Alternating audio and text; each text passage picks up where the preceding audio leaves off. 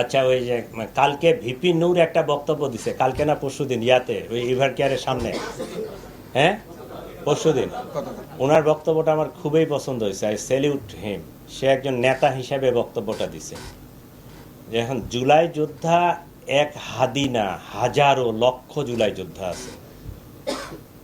এই আর individual security নিশ্চিত করা প্রায় অসম্ভব, তবে সার্বিক সিচুয়েশনটাকে আমার সিকিউর করতে হবে, রাষ্ট্রকে সিকিউর করতে হবে, রাজধানীকে সিকিউর করতে হবে। আমরা এটা কাজ করতেছি।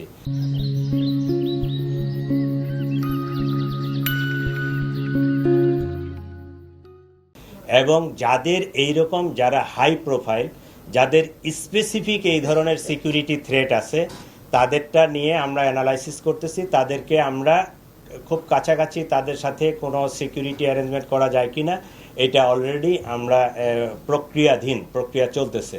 যাদেরকে আমরা ওইরকম খুব হাই থ্রেট মনে করতেছি, তাদেরকে আমরা পার্সোনাল সিকিউরিটি দিব।